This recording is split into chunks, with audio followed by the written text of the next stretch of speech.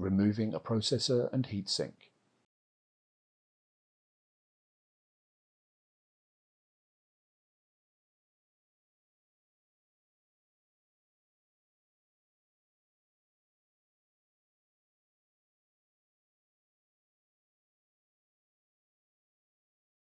Remove the top cover.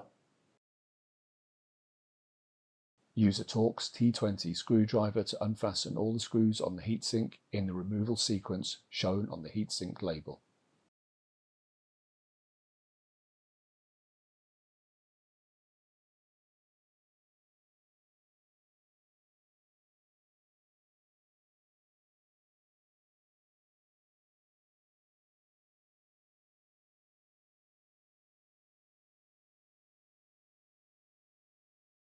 Carefully lift the heatsink from the processor socket.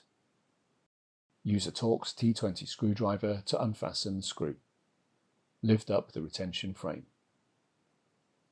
Lift up the rail frame, hold the blue tab of the processor carrier and slide the processor carrier out of the rail frame.